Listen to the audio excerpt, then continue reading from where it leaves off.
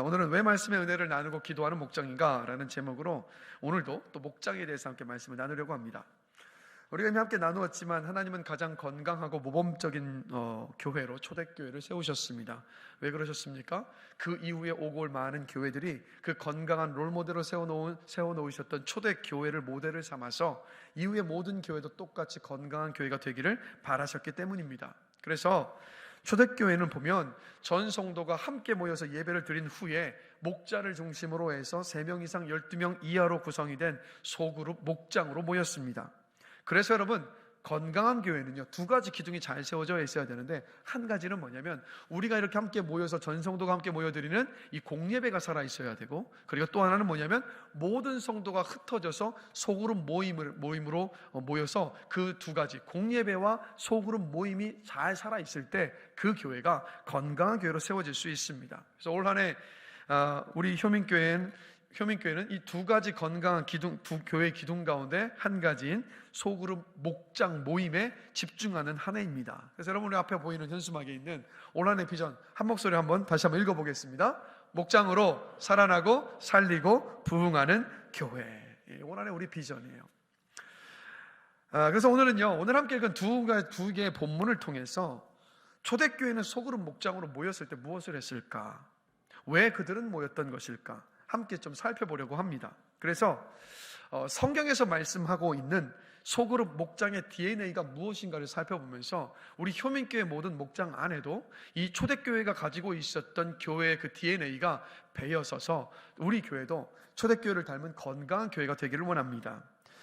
여러분, 많은 교제들을 해보셨을 텐데 단순한 교제는요, 이 세상적인 어떤 푸념을 나누는 모임이 되는 경우들이 참 많습니다. 근데 이 세상적인 푸념만을 늘어놓는 교제는 어떤 문제가 있냐면 대안이 없어요. 대안이 없이 이거 힘들다 저거 힘들다 이 세상적인 푸념만 계속 이야기를 나누다 보면 그 모임은요, 반드시 한계에 직면을 합니다. 그리고요, 대한민국 사람은 2-3사람이 모이면 무슨 이야기를 가장 많이 하죠? 정치 이야기. 네, 정치 이야기 하다가 그 이야기가 결국 어떤 이야기로 이어집니까? 남 이야기요. 사실 이미 정치 이야기도 남 이야기인 경우가 많죠. 그래서 한번 생각해 보십시오. 자, 여러분이 어떤 모임에 가서 교제를 하는데 갈 때마다 푸념을 막 늘어놓고 갈 때마다 남 이야기하는 그 모임 계속 가고 싶으십니까? 답변 안 하시고 고개 안 끄덕거리시면 가실 겁니까? 이런 모임 가고 싶지 않아요. 뭐 한두 번은 갈 수 있을지 모르겠지만 푸념만 늘어놓고 남 이야기만 하면서 헐뜯고 비난하는 이야기들만 계속 넘쳐나는 그 모임은요, 가고 싶어지지 않습니다. 자, 왜 이 말씀을 서두에 드리는 거냐면 교회의 소그룹인 목장 모임은 여러분 이런 모임이 아니라는 거예요. 세상에 푸념을 늘어놓는 모임도 아니고 또 남 이야기하는 모임도 여러분 아닙니다. 자, 오늘 함께 읽은 본문인데 사도행전 2장 42절 말씀을 한번 함께 보겠습니다. 우리 한 목소리로 읽겠습니다. 그들이 사도의 가르침을 받아 서로 교제하고 떡을 떼며 오로지 기도하기를 힘쓰니라. 이 말씀 띄워주십시오. 자, 이 말씀을 잘 보시면 사도의 가르침이라고 말씀하고 있어요. 자, 그런데 원어 성경을 보거나 아니면 영어 성경을 보면 사도의 가르침이라고 번역하고 있지 않습니다. 원어 성경에 뭐라고 말하냐면 사도들의 가르침이라고 기록을 하고 있어요.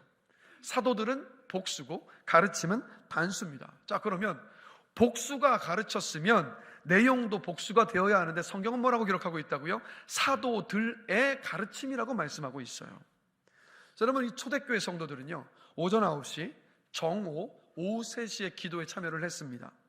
근데 가장 많은 사람들이 참여했었던 기도 시간은 언제냐면 오후 3시의 기도 시간이었습니다. 그래서 초대교회 성도들도 예루살렘 성전에 가서 오후 3시에 기도 모임에 참여를 했습니다. 그런데 기도를 마치고 난 다음에 바로 흩어져서 집으로 돌아갔던 것이 아니라 성전 안에 보면 솔로몬의 행각이라는 곳이 있어요.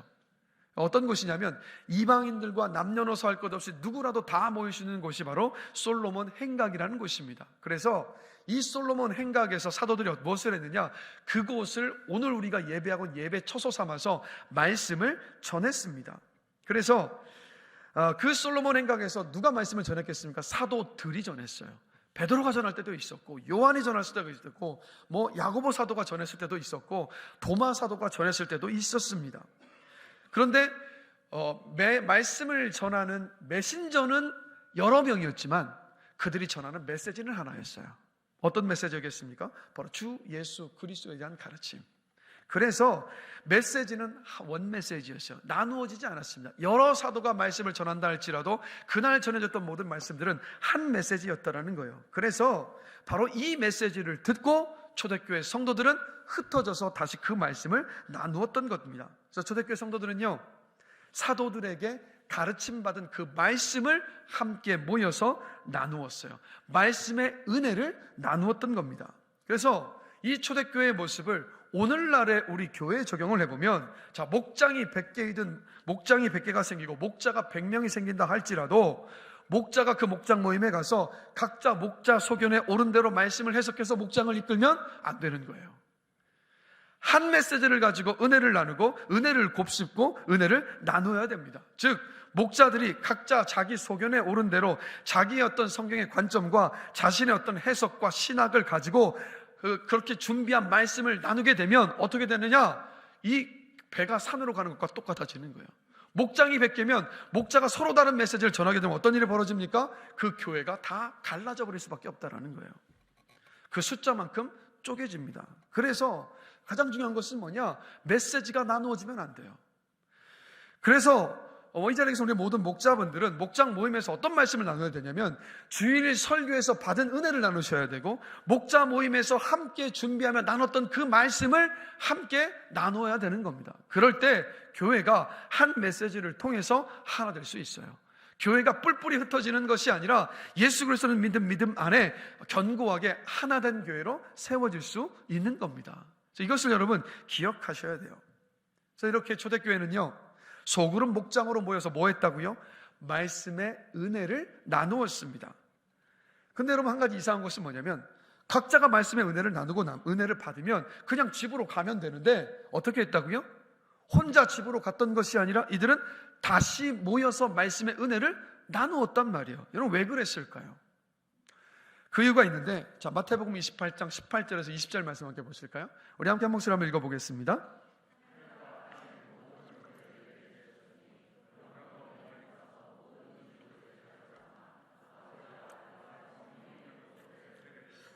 내가 너희에게 분부한 모든 것을 가르쳐 지키게 하라. 볼지어다 내가 세상 끝날까지 너희와 항상 함께 있으리라. 아멘. 이 말씀 그대로 띄워주십시오. 자, 이 말씀을 뭐라고 얘기하죠? 예수님의 지상 대명령이라고 합니다. 그러니까 예수님께서 하늘로 올라가시기 전에 마지막으로 주셨던 가장 큰 명령이 바로 여러분 이 말씀이에요. 자, 근데 이 말씀을 보면 주님이 뭐라고 말씀하고 계시냐면, 너희는 가서 모든 민족을 제자로 삼아라고 말씀하셨습니다. 이게 무슨 뜻입니까? 예수를 믿는 그리스도인은 여러분 예수님의 제자라는 말이에요. 여러분들은 예수님의 제자입니다. 자, 그리고 또 뭐라고 말씀하시냐면, 그리고 또 우리가 기억해야 될 것은 뭐냐면, 여러분 예수님의 제자는요, 예수님의 가르침을 배워서 지식으로만 알고 있는 사람이 예수님의 제자가 아닙니다. 예수님의 제자는 누구냐면, 예수님의 가르침을 배워서 그 가르친 말씀을 살아내는 사람이 여러분 예수님의 제자예요. 그래서 예수님께서 이렇게 말씀하시잖아요. 내가 너희에게 분부한 모든 것을 가르쳐 지키게 하라. 가르쳐 지키게 하라. 즉 예수님의 가르침을 살아내는 사람, 여러분 그 사람이 예수님의 제자입니다. 여러분들은 예수님의 제자이십니까? 우리는 예수님의 제자 맞습니다. 어떤 한에서? 한 주를 살아가면서, 하루하루를 살아가면서 주의 말씀 따라 살아가려고 하는 한에 있어서는 우리는 예수님의 제자가 맞아요. 근데 질문 드릴게요. 예수님의 제자로 사시는 거 쉬우세요? 어려우세요? 쉽지 않습니다. 어렵습니다. 저도 어렵습니다. 왜 어려울까요, 여러분? 왜 어려울까요? 이유가 있어요. 우리 의지 박약일 때가 많잖아요. 작심 3일이면 좋은데 작심 하루, 작심 이틀도 있어요. 그리고 또 하나가 있어요. 우리가 받은 은사 중에 정말 출중한 은사가 한 가지가 있는데, 어떤 은사요? 망각의 은사.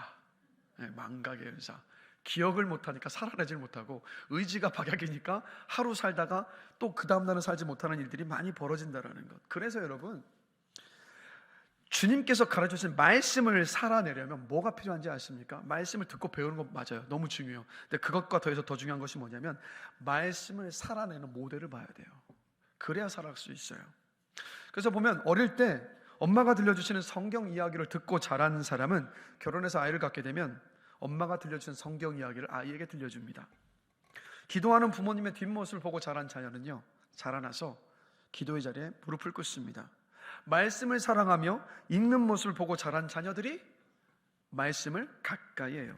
부모가 이웃을 섬기고 돕는 모습을 보고 자란 자녀가 나중에 장성해서 어른이 되면 이웃을 돕고 섬기는 자리에 섭니다. 부모가 예배의 자리를 사모하며 예배의 자리에 왔을 때 주님께 온전한 영광을 올려드리면서 기뻐하며 예배하는 모습을 본 자녀가 나중에 자라나면 바로 그런 예배자로 서게 되는 거예요. 그래서 여러분, 다들 아시잖아요. 삶으로 보여주는 것보다 더 좋은 교육은 여러분 없습니다. 그러니까 삶으로 봤을 때 이렇게 고백하게 되는 거예요. 아, 저게 그냥 이론이 아니구나. 저렇게 살 수 있는 거구나. 그러면 저런 모습과 저런 열매가 인생 속에서 맺혀지는 거구나. 이렇게 확신이 생겨서 그때로 살아갈 의지와 담대함이 생겨나는 것 아니겠습니까? 그래서 예수님을 보면 이 땅에 계실 때 예수님은 가르치셨습니다. 그런데 가르치시기만 하신 것이 아니라 가르친 것을 삶으로 제자들에게 보여주셨다라는 거예요. 낮아져라, 섬겨라 말씀만 하셨던 것이 아니라 주님 어떻게 하셨습니까? 손수, 무릎을 꿇으시고 겉옷을 벗으시고 수건을 두르신 다음에 제자들의 발을 씻겨주셨잖아요. 가난하고 소외받는 사람들, 그 이웃들을 돌봐주라 그냥 말씀만 하셨던 것이 아니라 우리 주님은 항상 가난하고 소외받은 사람 곁에 여러분 계셨습니다. 즉 이런 예수님의 모습을 경험한 제자들도 어떻게 됐습니까? 나중에 예수님처럼 살아가면서 삶으로 살면서 복음을 전했잖아요. 그래서 사도 바울이요 고린도 교회 성도들에게 이런 고백을 합니다. 그러므로 내가 너희에게 권하노니 너희는 나를 본받는 자가 되라. 너희는 나를 본받는 자가 되라. 내가 가르친 대로 살아라가 아니라 너희는 내가 가르친 대로 살았던 나를 본받는 자가 되라라고 권면하잖아요. 어떻게 이렇게 말할 수 있었습니까? 말한 대로 가르친 대로 살았기 때문에 이런 권면을 할 수 있었던 거잖아요. 여러분들이 사도 바울과 같이 여러분의 자녀들에게 아니면 여러분의 신앙의 어떤 후배들을 향하여서 여러분들 나를 본받는 사람이 되십시오라고 말씀하시는 진짜 멋진 인생들, 복된 인생들이 되시기를 주님의 이름으로 축복합니다. 여러분 그 인생 하루아침에 되는 거 아닙니다. 하루하루요 내 하루하루의 삶 속에서 작더라도 주의 말씀 앞에 오늘 앞에 불렀던 찬양의 가사처럼 주의 말씀 앞에 내 운명을 걸고 그 말씀대로 순종하는 그 몸부림 속에서 바울과 같은 인생의 고백이 나오는 인생이 될 줄로 저는 믿습니다. 여러분 혼자 하는 게 아니라 여러분 안에 계시는 성령께서 돕고 계시기 때문에. 그래서 여러분 목장은요 말씀을 통해서 받은 은혜를 나누기도 하지만 서로 그 말씀을 살아내는 것을 보고 경험하면서 용기를 얻고 도전을 얻는 곳, 바로 그곳이 바로 교회 안에 이런 목장인 거예요. 예를 들어서 내 삶에 고난이 다가왔어요.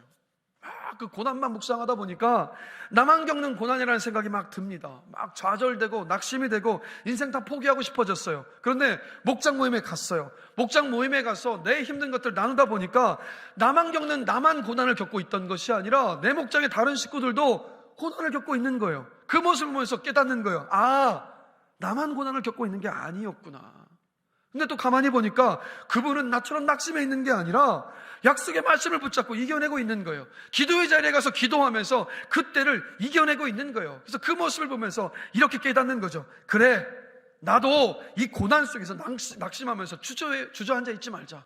나도 약속의 말씀을 붙잡자. 나도 기도의 자리에 가서 주님께 맡기며 기도하자. 그러면 나도 저분처럼 이 고난의 때를 이겨낼 수 있어. 바로 이것을 배우는 것.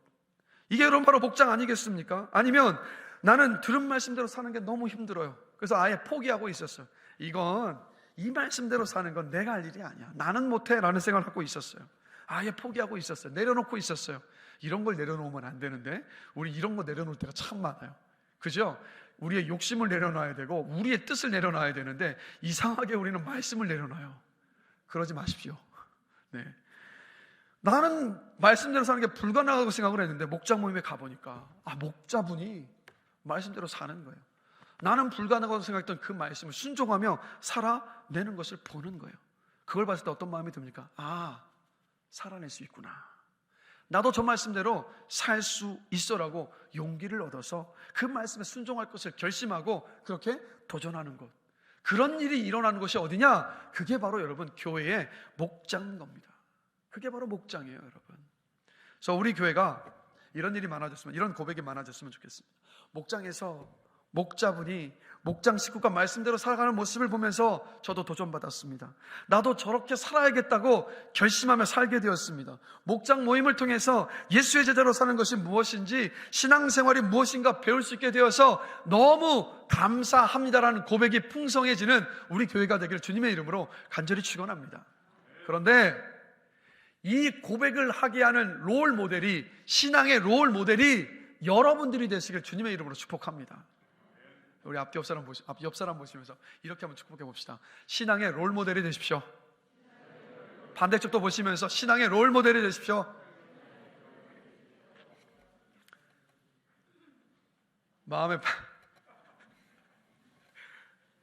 네, 정지사님 아주 강력하게 우리 이근희 사님 향해서 축복하시네요. 네. 여러분, 우리 또 입술로 고백하는 대로 또 마음의 소망을 담고 기도한다면 우리 모두가 다 신앙의 롤모델이 될 줄로 믿습니다. 얼마나 귀합니까? 이 세상에 많은 값진 일들이 있지만 제가 생각할 때 누군가에게 영적인 모델이 되어주는 사람, 여러분, 그 인생이 진짜 성공한 인생입니다. 주님께 받을 칭찬이 있는 인생이에요.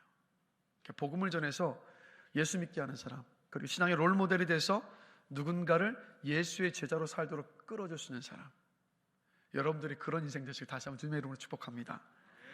이렇게 여러분, 초대교회 소그룹의 DNA는 뭐였습니까? 말씀의 은혜를 나누는 것이었습니다. 그래서 초대교회 소그룹 모임이 말씀의 은혜를 나누는 것이었기 때문에 우리 효민교회 목장 모임의 DNA도 뭐냐면 바로 말씀의 은혜를 나누는 목장인 겁니다. 그래서 여러분들 입에서 이런 고백이 나와야 돼요. 우리 목장은 말씀의 은혜를 나누는 목장입니다라고요. 우리 한번 고백해 보겠습니다. 우리 목장은 말씀의 은혜를 나누는 목장입니다. 여러분, 이런 목장이 되어야 되는 거예요. 여러분, 누가 묻는다 할지라도 집사님 목장에서는 뭐예요? 장로님 목장에서는 뭐합니까? 권사님 목장에서는 뭐예요? 우리 청년 목장에서는 뭐예요? 우리 학생들 반 모임에서는 뭐예요? 네, 우리는 말씀의 은혜를 나눕니다 라는 고백이 나와야 되는 거예요. 이게 목장 모임의 DNA입니다. 두 번째로 보시면 우리 마태복음 18장 20절 말씀 함께 보겠습니다. 우리 한 목소리 한번 읽겠습니다. 두세 사람이, 자, 띄워주세요. 그대로. 자, 예수님이 하신 말씀인데 뭐라고 말씀하십니까? 두세 사람이 내 이름으로 모인 곳에 내가 함께 하겠다라고 말씀을 하고 계신 거예요. 그런데 여러분, 이 말씀을 보면서 이런 질문을 한번 던져보신 적 있습니까? 이런 질문입니다. 예수 믿는 두세 사람이 모이면 예수님은 무조건 그곳에 오시는가? 예수 믿는 두세 사람이 모여서 윷놀이를 해도 주님은 그곳에 오시는가? 예수 믿는 두세 사람이 카드놀이를 하고 있어도 주님은 그곳에 오시는가? 어떨까요, 여러분? 오실까요? 괜히 잘못 말하면 큰일 날 것 같아서 말씀 못 하시는 것 같은데. 자, 그럼 하나님은요, 모든 곳에 계십니다. 온 세상에 계십니다. 그리스도인 한 사람만 있어도, 그 방에 아무도 없어도 주님은 그곳에 여러분 계십니다. 주님은 빈들에도 계시고 하늘 끝에도 계시고 바다 끝에도 계시고 저 바다 깊숙한 곳에도 계셔서 주님이 계시지 않은 곳은 없어요. 주님은 모든 곳에 계십니다. 그냥 모든 곳에 계시는 주님이신데 왜 이렇게 말씀하셨을까? 두세 사람이 내 이름으로 모인 곳에 나도 그들 중에 있느니라. 주님이 왜 이렇게 말씀하셨을까? 자, 이유가 있습니다. 존재와 임재의 차이예요, 여러분.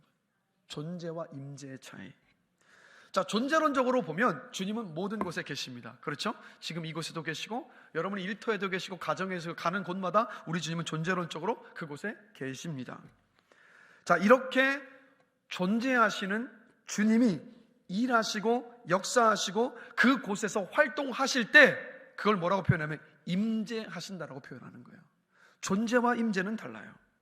이게 바로 존재와 임재의 차이입니다. 그래서 주님께서 이 말씀에서 두세 사람이 내 이름으로 모인 곳에 나도 그들 중에 있느니라 라는 이 말씀의 의미는 뭐냐면, 이건 여러분 존재의 약속의 말씀이 여러분 아니에요. 임재의 약속의 말씀입니다. 즉 이거예요. 두세 사람이 내 이름으로 모인 그곳에 내가 그곳에 함께하면서 일하겠다, 역사하겠다, 이 말씀인 겁니다. 이 약속의 말씀인 거예요. 그러면 자, 이 말씀을 또 다시 한번 보면 왜 주님은 예수 믿는 두세 사람이 모인 곳에 임재하셔서 일하시겠다라고 하신 걸까요? 또 질문은 이겁니다. 자, 이 두세 사람은 예수의 이름으로 모였는데 여러분 왜 모였을까요? 무엇을 하기 위해서 여러분 모였겠습니까? 그 질문에 대한 답이 19절 말씀을 보면 있어요. 19절 말씀 보겠습니다. 한 목소리로 읽겠습니다. 진실로 다시 너희에게 이르노니 너희 중에 두 사람이 땅에서 합심하여 무엇이든지 구하면 하늘에 계신 내 아버지께서 그들을 위하여 이루게 하시리라. 아멘. 말씀 잠시 띄워주세요. 자, 뭐라고 말씀합니까? 합심해서 무엇이든지 구하면이라고 말씀하고 있잖아요. 지금 무슨 말입니까? 두세 사람이 윷놀이 하기 위해서, 카드놀이 하기 위해서 모인 게 아니라 뭐 하기 위해서 모인 겁니까? 합심해서 기도하기 위해 모인 거잖아요. 그러니까 윷놀이를 한다고 해서 주님이 그곳에 임재하시는 것이 아니고, 모여서 함께 놀고 있을 때 주님께서 그곳에 임재하시는 것이 아니라, 두세 사람이 예수 그리스도의 이름으로 모여서 함께 기도하고 있을 때 그 자리에 주님께서 임재하셔서 역사하시고 응답하시겠다라고 말씀하고 계시는 겁니다. 그래서 19절이 없이는 20절의 말씀의 온전한 의미를 이해할 수가 없는 거예요. 자, 그래서 19절과 20절 말씀을 함께 묶어서 한 목소리로 다시 한번 읽어보겠습니다. 다시 읽습니다. 진실로 다시 너희에게 이르노니 하늘에 계신 내 아버지께서 그들을 위하여 이루게 하시리라. 두세 사람이 내 이름으로 모인 곳에는 나도 그들 중에 있느니라. 아멘. 여러분, 두세 사람이 예수의 이름으로 모여 기도하면 내가 임재하겠고 응답하겠다라는 이 말씀은 우리의 소원이 아니에요. 주님의 약속입니다. 변하지 않는 영원한 주님의 약속이에요. 그러면 자, 이렇게 두세 사람이 모여서 기도하면 어떤 일이 일어납니까, 여러분?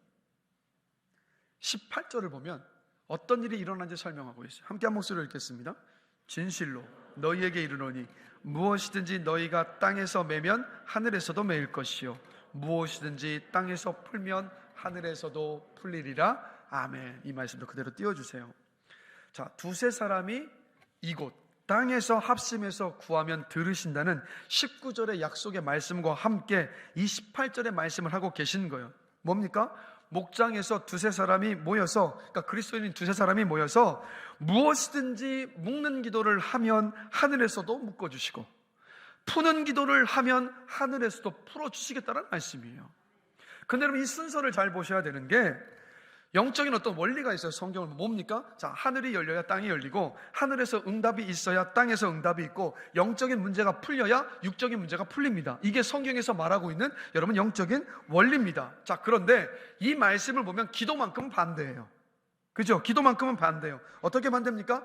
하늘에서 풀리면 땅에서 풀린다라고 말씀하시는 것이 아니라 누구든지 땅에서 합심하여 풀면 하늘에서도 풀린다라고 말씀하고 계시잖아요. 여러분, 이렇게 기도의 권세가 이만큼 대단한 거예요. 그러니까 기도의만큼은 저와 여러분에게 이렇게 엄청난 권세를 주신 겁니다. 그러니까 이제 제가 속상한 건 뭐냐면 이렇게 엄청난 기도의 권세를 받았음에도 불구하고 기도하지 않는 분들이 의외로 많다라는 거예요. 여러분, 기도의 권세를 기억하세요. 땅에서 매면 하늘에서 매일 것이요 땅에서 풀면 하늘에서 풀릴 것이라고 분명히 말씀하셨습니다. 이 기도의 권세를 따라서 기도하신 여러분 되시기를 주님의 이름으로 축복합니다. 자, 그러면 도대체 매이는 건 뭐고 푸는 건 뭐냐? 예를 들면 이겁니다. 자, 사업을 시작을 했어요. 근데 사업이 잘 안 열려요. 그럴 때 어떤 기도를 해야 되겠습니까? 묶는 기도하면 큰일 납니다. 푸는 기도를 하는 거예요. 하나님, 이 사업의 문을 열어주십시오라고. 공부는 열심히 하는데 앞길이 열리지 않는 자녀가 있어요. 그럼 어떻게 기도해야 됩니까? 이 자녀의 앞길을 묶어달라고 기도하면 안 돼요. 하나님, 내 자녀의 앞날을 길을 열어주십시오, 풀어주십시오라고 기도해야죠. 그래서 이렇게 합심해서 푸는 기도를 하면 어떻게 하신다고 말씀하셨습니까?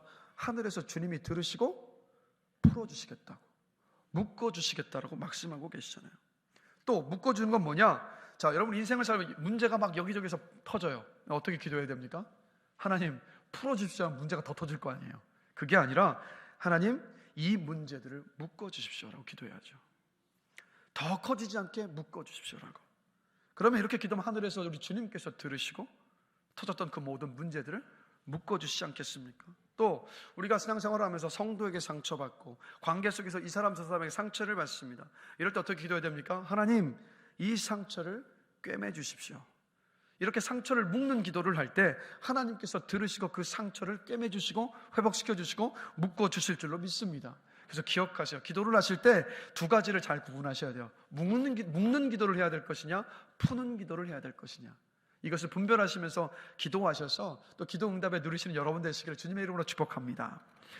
자, 이렇게 두세 사람이 내 이름으로 모여 기도하면 들으시게 되는 말씀을 따라서 혼자 기도해서 열리지 않던 것을 합심하여 기도하면 하나님께서 더 빨리 응답해 주실 줄로 믿습니다. 이것이 두세 사람이 함께 모여 기도할 때 나타나는 주님의 약속의 성취이고 바로 여러분 기도의 권능인 거예요. 그런가 하면 함께 모여서 묻고 풀는 기도를 한다는 것은 또 어떤 의미이기도 하냐면 기도하는 사람들의 마음의 상태를 보여주는 것이기도 합니다. 이거요. 자, 막 10명의 사람이 모였어요. 아니, 목장으로 비유를 들자면 뭐 5, 6명의 목장식과 함께 모였는데, 자, 이 사람은 이 기도하고 저 사람은 저 기도해서 마음이 나뉘어져서 한 마음으로 모아지지 않고 기도하면 안 되는 거예요. 어떻게 기도해야 됩니까? 마음을 하나로 모아서 합심해서 기도할 때, 그럴 때 응답이 된다라는 말씀인 거예요. 자, 모인 사람이 3사람이든 10사람이든 자, 한 사람이 기도 제목을 내어놓습니다. 그러면 그 기도 제목을 시기하고 질투하는 것이 아니라 그 기도 제목을 내 기도 제목으로 알고 3사람이든 10사람이든 한 마음으로 합심하여서 한 목소리로 그 기도 제목을 놓고 기도하는 거예요. 하나님 아버지, 이 문제를 풀어주십시오. 이 상황들을 묶어주십시오라고 기도하면 어떻게 된다고요? 그 기도를 주님께서 들으시고 응답해 주신다라는 약속의 말씀인 겁니다. 여러 마음으로 기도하는 것이 아니라 목장에서 모였을 때마다, 공동체로 모였을 때마다 누군가 기도 제목을 내어놓았으면 정말 그것을 내 기도 제목으로 알고 한 마음으로 한 목소리로 기도할 때 주님 그 기도에 빠르게 응답하실 줄을 저는 확신합니다. 제가 이거 왜 그냥 하는 말씀이 아니라 제가 제자훈련과 목자훈련을 인도하면서 항상 제자훈련, 목자훈련 끝에는 서로의 기도 제목을 나누고 정말 내 기도 제목으로 끌어안고 합심해서 뜨겁게 부르짖며 기도를 합니다. 그러면 제가 매번 경험하는 것은 뭐냐면 그 기도에 정말 빠르게 응답해 주신다는 거. 다음 주가 되어서 지난주에 했던 기도 제목 어떻게 되셨어요? 물어보면 이거 하나님이 응답해 주셨다는 고백을 제가 너무 많이 경험합니다. 이게 바로 두세 사람이 예수의 이름으로 모여서 합심하여 기도하는 기도의 능력인 줄로 믿습니다. 자, 그래서 합심해서 한 마음과 한 목소리로 기도하는 것이 이렇게 권세가 있는데, 자, 다시 사도행전 2장 42절 말씀 다시 한번 보겠습니다. 자, 한 목소리 한번 읽어보겠습니다. 그들이 사도의 가르침을 받아 서로 교제하고 떡을 떼며 오로지 기도하기를. 자, 말씀 그대로 띄워주세요. 자, 우리가 앞에서 먼저 살펴봤지만 초대교회 성도들은요, 소그룹으로 모였을 때 들은 말씀의 은혜를 나누었습니다. 그리고 예수님의 피와 또 그리고 살을 기념하면서 먹었습니다. 자, 그리고 나서 뭐 했다고 기록하고 있습니까? 오로지 기도하기를 힘썼어요. 무슨 말입니까? 초대교회는 교제만을 위해 모이지 않았습니다. 말씀의 은혜만을 나누기 위해 모인 것도 아닙니다. 인생의 푸념을 늘어놓기 위해 모인 것도 아니었습니다. 남 이야기하기 위해 모인 것도 아니었습니다. 초대교회 성도들은 말씀의 은혜를 나눈 후에 어떻게 했다고요? 함께 서로를 위해서 합심해서 기도했어요. 왜 기도했겠습니까? 두세 사람이 내 이름으로 모여 합심하여 기도하면 내가 임재해서 역사하고 응답하겠다는 주님의 그 약속의 말씀을 붙들고 기도했던 겁니다. 그래서 초대교회 성도들은요, 기도하기 위해 모였고, 모였을 때 기도했고, 기도 후에 응답의 확신을 가지고 흩어졌던 거예요. 그리고 그 삶 속에서 하나님께서 일하시는 놀라우신 그 은혜를 경험하며 누리며 살았던 거였습니다. 그러면 그 한번 기억하세요. 우리 기대하고 기도하고 기뻐하고 기다리면 기적이 일어난다. 못 외우십니까 아직? 다시 한번 따라해 보겠습니다. 천천히 할게요. 제가. 자, 기대하고 기도하고 기뻐하며 기다리면 기적이 일어난다. 자, 좀 더 빠르게. 기대하고 기도하고 기뻐하고 기다리면 기적이 일어난다. 그 나이 들어가시면서 치매 잡고 걱정하지 마시고 이거 열심히 외우시면 돼요. 네, 기대하고 기도하고 기뻐하고 기다리면 기적이 일어납니다. 여러분, 근데 우리 입술의 선포가 너무 중요한 거 아시죠?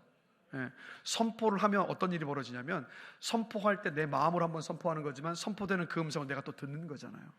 그래서 여러분, 기대하고 기도하고 기뻐하며 기다리면 기적이 반드시 일어납니다.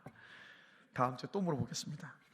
그래서 여러분, 초대교회는요, 가장 닮고 싶은 교회이고, 그리고 우리가 닮아야 하는 교회입니다. 초대교회 소그룹 목장의 DNA가 뭐였다고요? 바로 기도하는 모임이었습니다. 그렇기 때문에 우리 효민교회 모든 목장 모임의 DNA도 뭐냐? 바로 여러분, 기도하는 목장인 거예요. 그래서 여러분들이 누가 물으면 또 이렇게 답변하실 수 있어야 됩니다. 우리 목장은 기도하는 목장입니다라고요. 우리 목장은 기도하는 목장입니다. 그러니까 두 가지예요. 성경을 통해서 보면 소그룹 목장의 DNA는 딱 두 가지요. 첫 번째 뭐라고요? 목장은 말씀의 은혜를 나누는 목장이고, 두 번째 뭡니까? 목장은 기도하는 목장인 겁니다. 그리고요, 여러분들 이렇게 하셔야 돼요. 목장 모임에 참여하지 않는 분들이나 아니면 예수 믿지 않는 분들이 주변에 있다면 이렇게 권면할 수 있어야 돼요. 그러니까 기도 응답을 막 경험하고 난 다음에 이렇게요. 한번 나와서 기도 제목 한번 내어 넣어 보세요. 우리가 기도하면 하나님 반드시 들어주십니다 라고요. 그러니까 여러분, 이 자리에 우리 대다수 보면 언제 예수님 만나셨습니까? 여러분, 편안할 때 만나셨어요? 평안할 때? 아니요, 우리 예수님 평안할 때 만난 사람 거의 없을 겁니다. 대부분 우리 인생 속에서 힘들 때 예수 만났어요. 시집살이 하다가, 군복무 하다가, 중요한 시험을 앞두고 기도하다가, 사업과 인생의 문제 속에서 벼랑 끝에 내몰려 있을 때 나와서 기도하다가 우리 모두 예수 만났습니다. 제가 왜 이 말씀을 드리냐면, 그러니까 목장 모임도 똑같은 것 같아요. 인생이 잘 될 때 목장 모임 나오라고 하면 별로 관심이 없어요. 들리질 않아요. 뭐 걱정이 없으니까. 그런데 누구에게나 한 번쯤 찾아오는 인생의 겨울이 닥쳐오면 이 말이 들리거든요. 우리 목장에 한번 와보세요. 기도 제목 한번 내어놓고 기도해 보세요. 하나님이 들어주십니다. 이 말이 그때는 들립니다. 그래서 목장에 와서 지푸라기도 잡는 심정으로 그 목장 모임에 와서 기도 제목을 내놓았어요. 근데 보니까 그렇게 나와서 기도 제목을 내놨는데 생명부지의 사람들이 내 이름 석자를 부르면서 내 기도 제목인데, 내 인생의 문제인데 마치 자신의 문제인 것처럼 간절하게 눈물을 흘리면서 부르짖으면서 기도하는 그 모습을 보면 감동이 될까요? 안 될까요? 여러분, 감동되죠. 제가 그 믿지 않는 그 분의, 그러니까 저희 큰 아이의 친구의 어머니인데, 그 친구의 엄마가, 이제 저희 큰아이의 친구의 엄마의 아버님이 돌아가셨습니다. 그러니까 예수 믿는 분이 아니에요. 그런데 이제 제 아내와도 잘 알다 보니까 그 장례식장에 갔어요. 장례식장에 가서 조문을 하고 난 다음에 잠깐 이야기를 나누고, 다른 거 하지 않고 목사니까 뭐 해야 되겠습니까? 기도해야 될 거 아니겠어요? 그래서 그분 예수 믿는 분도 아닌데 기도를 했습니다. 간절히 기도를 하고 그렇게 돌아왔는데, 나중에 보니까 이런 얘기를 하시더라고요. 그때 그 장례식에 아버지를 잃은 슬픔 속에 있을 때 해줬던 그 기도가 너무 감사하더라는 거예요. 여러분, 기도하는데 싫어할 사람 저는 단 한 명도 본 적이 없습니다. 제가 대학교 친구들, 친했던 친구들 7명이 있는데 전부 예수 믿는 친구들이 아니에요. 그런데도요, 기도해 줄게 라고 이야기하면 자기들 뭘 향해서 기도해 달라고 선뜻 이야기하더라고요. 여러분, 기도의 응답을 경험하신 후에 이렇게 예수 믿지 않는 여러분의 이웃들에게, 또 목장 모임에 참여하지 않은 분들에게 권면하실 수 있는 여러분들이 되시기를 주님의 이름으로 축복합니다. 그래서 목장은 뭐냐? 합심하여 기도하여서 묶여야 하는 것이 다 묶이고 열려야 할 것이 다 열리는 곳, 바로 그곳이 목장인 겁니다. 그래서 여러분, 이것을 실험해 본 교회가 있어요. 어느 교회일까요, 여러분? 초대교회입니다. 초대교회. 사도행전 12장을 보면 베드로가 복음을 전하다 감옥에 갇혔습니다. 근데 그냥 갇힌 게 아니라 쇠사슬에 묶여서 갇혀 있었어요. 그러니까 묶이고 또 묶인 거 아니겠습니까? 쇠사슬에 갇혀서 감옥에 갇혀 있었으니까. 자, 이때 교회는 뭐 하고 있었을까요? 교회는 그래, 잘 됐다, 이참에 들어간 김에 더 있다 나와라 했겠습니까? 아니에요. 그렇게 하지 않았습니다. 사도행전 12장 5절 함께 보실까요? 우리 한 목소리 한번 읽어보겠습니다. 이에 베드로는 옥에 갇혔고 교회는 그를 위하여 간절히 하나님께 기도하더라. 뭐 하고 있었습니까? 옥에 갇힌 베드로를 풀어달라고 간절히 기도하고 있었던 거예요. 자, 하나님은 이 모여서 합심하여 기도하는 성도들의 기도를 들으시고 이렇게 응답하셨습니다. 사도행전 12장 7절입니다. 우리 함께 한 목소리 읽겠습니다. 호련히 주의 사자가 나타나매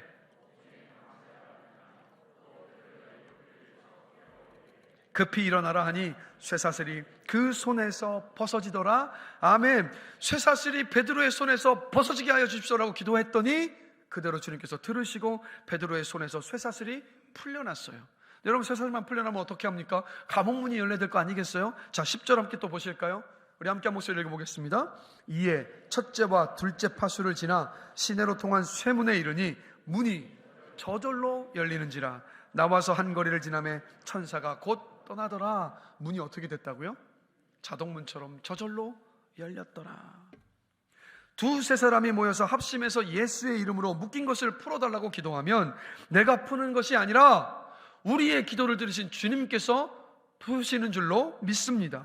그래서 여러분, 기도는 간단합니다. 뭐라고요? 풀어야 할 것을 풀어달라고 합심해서 기도하고, 묶여야 될 것을 묶이게 하여 달라고 합심하여 기도할 때 주님께서 풀어야 될 것은 풀어주시고 묶여야 될 것은 묶여주실 줄로 믿습니다. 이런 일들이 어디에서 일어난다고요? 바로 목장에서 여러분 일어나는 거예요. 사업에 문제가 묶여있는 분이 계십니까? 자녀들에게 묶여있는 문제가 있는 분들이 있습니까? 삶의 경제에 묶여있는 문제가 있습니까? 장래가 보이지 않아서 인생길이 묶여있는 분들이 계십니까? 내가 계획했던 일들이 뜻대로 되지 않아서 묶여있는 분들이 계십니까? 이럴 때 어떻게 해야 된다고요? 함께 모여서 합심해서 풀어달라고 기도할 때 주님께서 한 마음으로 합심해서 기도하는 그 기도를 들으시고 묶였던 모든 것들을 풀어주실 줄로 믿습니다. 그래서 사업의 문제를 풀어달라고, 자녀의 문제를 풀어달라고, 재난의 문제를 묶어달라고 우리는 열고 닫는 기도의 제목들을 다른 곳에서 나누는 것이 아니라 목장으로 모여서 목장 식구들에게 이 기도 제목을 내놓을 수 있어야 하는 거예요.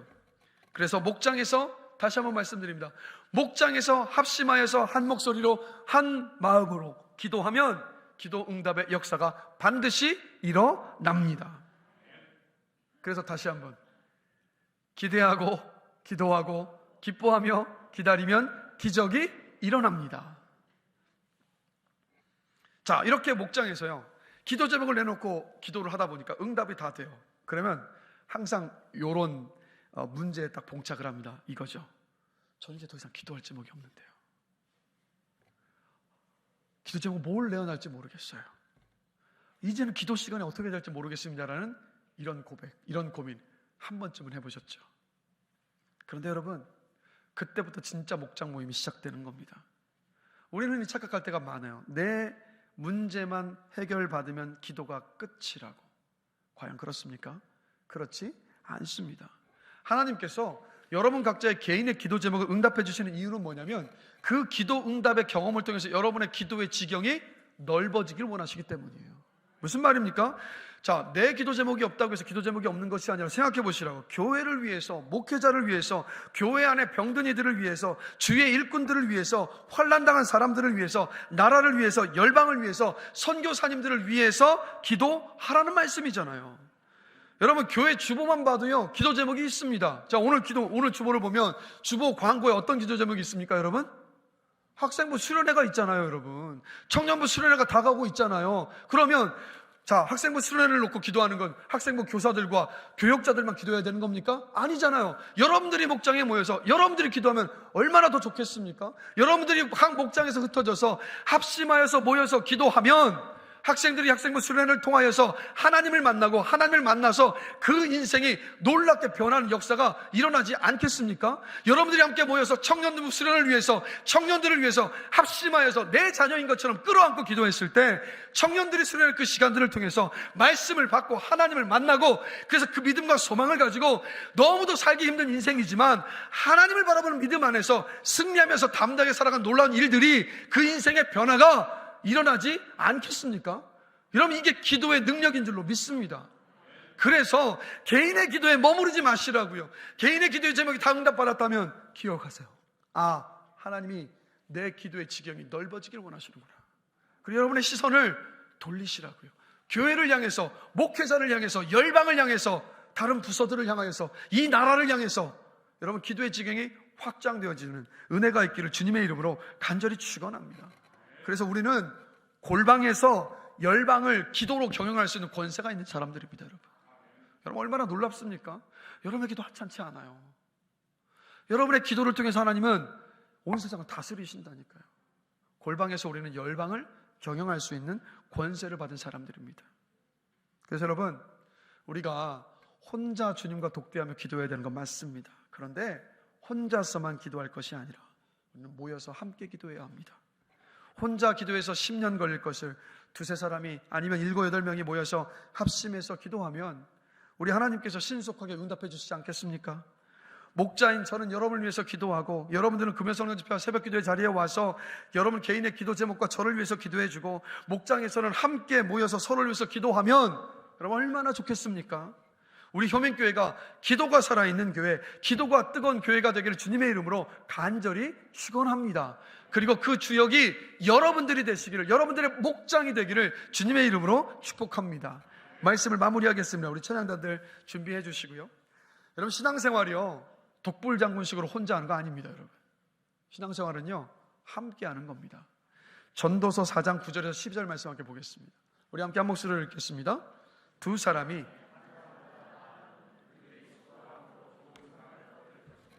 혹시 그들이 넘어지면 하나가 그 동물을 붙들어 일으키려니와 홀로 있어 넘어지고 붙들어 일으킬 자가 없는 자에게는 화가 있으리라. 또 두 사람이 함께 누우면 따뜻하거니와 한 사람이면 어찌 따뜻하랴. 한 사람이면 패하겠거니와 두 사람이면 맞설 수 있나니 세 겹줄은 쉽게 끊어지지 아니하느니라. 아멘. 여러분, 세 겹줄은 쉽게 끊어지지 않습니다. 그렇죠? 자, 우리 효민교회 목장 모임의 DNA는 뭐라고요? 말씀의 은혜를 나누는 목장, 함께 기도하는 목장입니다. 목장으로 모여서 함께 말씀의 은혜를 나눕니다. 그러면서 서로 격려하고 밀어주고 끌어주고 땡겨주면서 예수의 제자로 이 땅을 살아갈 힘과 용기를 얻습니다. 바로 세 겹줄 나눔의 역사가 우리 목장에서 일어나야 되는 거예요.